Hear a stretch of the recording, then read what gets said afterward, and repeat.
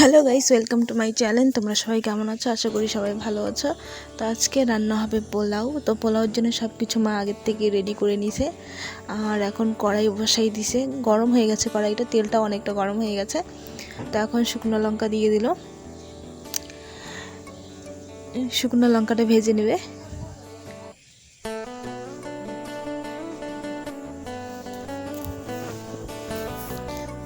তো শুকনো লঙ্কাটা ভাজার পরে 2-3টা এলাচ দিয়ে দিবে আর তেজপাতা দিয়ে দিবে।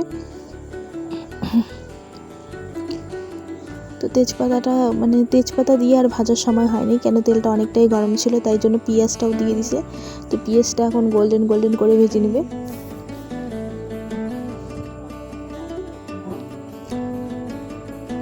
তো অনেক সিম্পল, অনেক একটা সহজ রান্না, এতটাই সহজ, তোমরা দেখলেই বুঝতে পারবে। তোমরা বাড়িতে ট্রাই করো, অবশ্যই তোমাদেরকে ভালো লাগবে।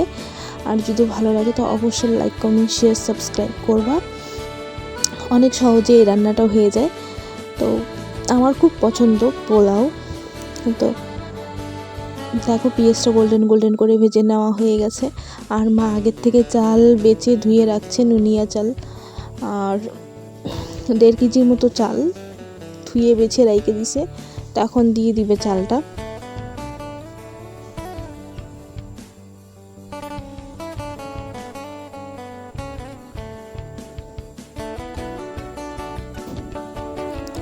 দিয়ে ভালো করে ভেজে নেবে। এখন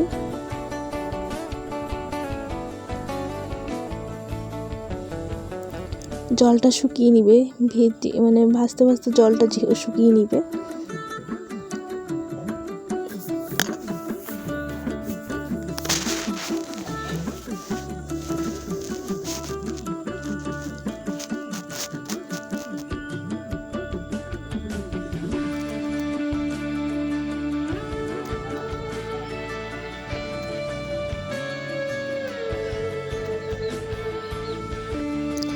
তো ভালো করে ভেজে নেওয়া হয়ে গেছে। এখন কিছুটা জিরার গুঁড়া, হলুদের গুঁড়া দিয়ে দিবে কালারের জন্য।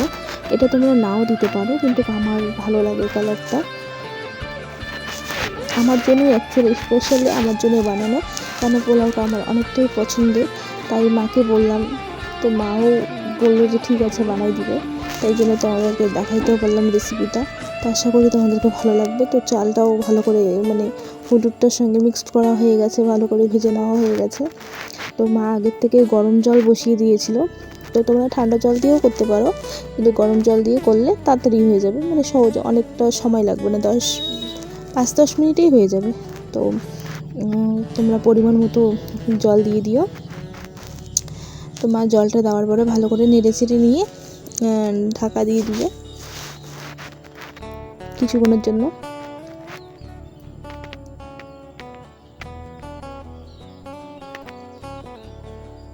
তো ভালো করে নেড়ে নেওয়া হয়ে গেছে, এখন মা ঢাকাটা দিয়ে দিবে।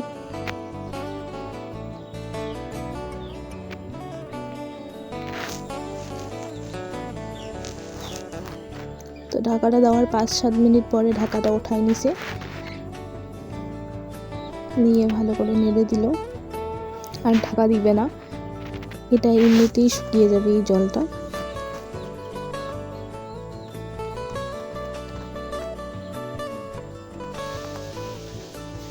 তো দেখো প্রায় কিন্তু আমাদের পোলাওটা কমপ্লিটলি হতে চলেছে, কিছুটা সময় লাগবে। আর এটা ভালো করে জলটা শুকিয়ে নিলে পোলাও কমপ্লিট।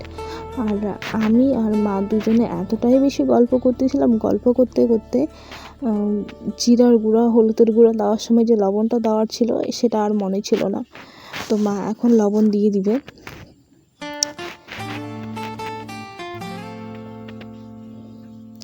এটা সবার ক্ষেত্রেই হতে পারে, ভুলে অনেক কেউ দেয় না, কিন্তু পরেগুলোও হয়, কোনো সমস্যা নেই।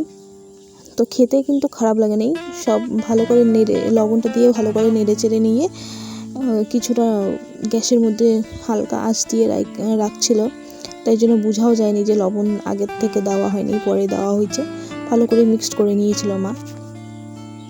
তো তোমাদের যদি এরকম কোনো দিন হয় তাহলে তোমরাও এরকম করতে পারো, পরে লবণ দিতে পারো।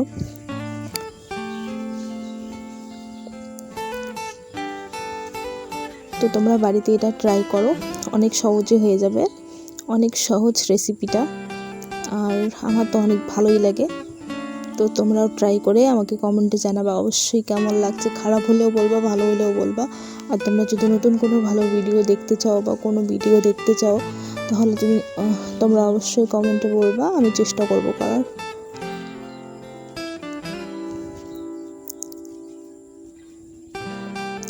তো পোলাওটা কমপ্লিটলি হয়ে গেছে,